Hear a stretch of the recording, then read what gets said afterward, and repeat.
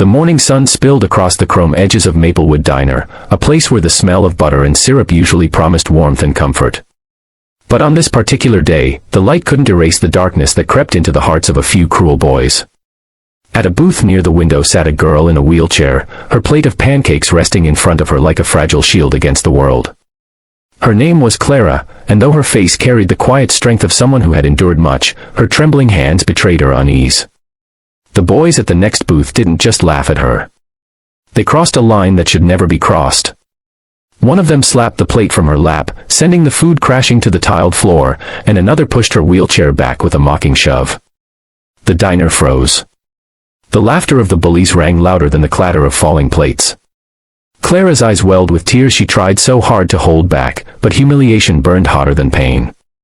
If you believe that kindness should always conquer cruelty, that second chances matter, and that no one deserves to be treated this way, take a moment right now to like this video, comment, share it with others, and subscribe to Kindness Corner.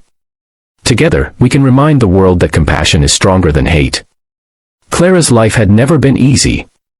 She was born with a spinal condition that left her reliant on a wheelchair, but her parents always told her that her spirit was meant to soar, even if her legs could not. She clung to that belief, though the world often seemed determined to crush it. Every day, she faced quiet stares, whispered remarks, or the pitying smiles of strangers who couldn't imagine her life. But what she faced that morning in the diner went far beyond pity. It was cruelty sharp enough to wound the soul.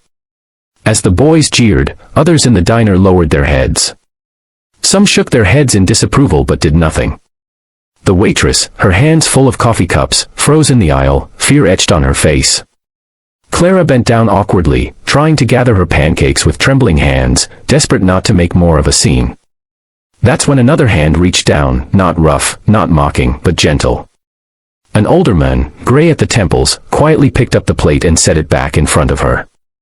"Don't mind them," he whispered, but his eyes darted nervously toward the gang of teenagers. The man's kindness was a small candle flickering in a room full of shadows, but Clara still felt exposed, broken in ways no one could see. She sat quietly after that, her appetite gone, her throat tight with unspoken words. She wanted to ask why the world worked this way, why people thought it was acceptable to torment those who were different. Her heart thudded in her chest with each burst of laughter from the bullies, who now bragged loudly about their bravery, oblivious to the cruelty of their actions. Clara closed her eyes and prayed for the hour to pass quickly, for the nightmare to end. An hour later, something unexpected happened, something that shifted the entire energy of the diner. It began as a low rumble, almost like thunder. Heads turned toward the wide glass windows as the sound grew louder, more distinct.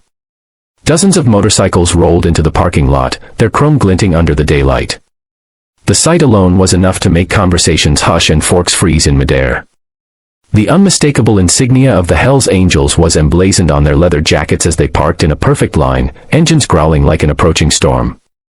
The bullies, who just moments ago carried themselves with arrogance, suddenly grew restless. Their smirks faltered. Everyone knew the reputation of the Hells Angels, fierce, fearless, and unafraid to stand their ground. When the door of the diner swung open, the bell jingled softly, but the silence that followed was louder than anything. A towering man with a beard and steel-hard eyes walked in, his vest heavy with patches. Behind him came another, and then another, until the diner felt smaller, its air charged with tension. Clara's eyes widened, her pulse racing with both fear and wonder. The man at the front scanned the room, his gaze sharp as it swept over the bullies. Then his eyes softened when they landed on Clara. It was as though he understood everything without a single word being spoken. He stepped closer, his boots heavy on the tiled floor, and knelt beside her. For the first time since that morning, Clara didn't feel small. She felt seen. Protected. The leader, whose name was Rourke, turned his head slowly toward the bullies. They sat frozen, pale faces betraying their guilt. No one dared laugh now. Rourke's voice was low, steady, but powerful enough to cut through the silence. Though Clara couldn't hear his exact words, she saw the shame wash over the bullies' faces as their bravado melted away. One by one, they slid out of the booth and stumbled toward the exit, heads lowered, avoiding every gaze. They didn't dare meet Clara's eyes again. Outside, the motorcycles formed a wall of steel and leather, ensuring the boys' humiliation was complete before they fled. But Rourke didn't stop there. He called over the waitress, placed a large bill on the table, and told her to bring Clara anything she wanted, pancakes, milkshake, pie, the whole menu if she liked. He told her she was stronger than any of the cowards who had tried to break her spirit. Then, in a gesture no one in that diner would ever forget, he removed his own leather vest, draped it gently across Clara's shoulders, and told her she was now family. Tears streamed down Clara's face, not tears of humiliation, but tears of gratitude. In that single hour, her life had shifted. What began as a morning of pain became a moment of profound transformation. She realized kindness can come from unexpected places, and that sometimes the fiercest-looking people carried the softest hearts. The diner erupted in quiet applause, some patrons wiping tears from their eyes. The waitress hugged Clara, promising her that she'd never again sit in that diner feeling invisible. For the first time in a long time, Clara felt a surge of hope. She realized that though cruelty existed, so did courage, and sometimes strangers could step in to rewrite the ending of your story. If this story has touched your heart and reminded you that kindness can rise even in the most unlikely of places, please take a moment to like this video, share it with friends, subscribe to Kindness Corner, and leave a comment below. Your support helps us continue spreading stories that inspire and heal. Before we end, I have one special request. Comment below what you would have done if you were in that diner that day. Would you have stood up for Clara?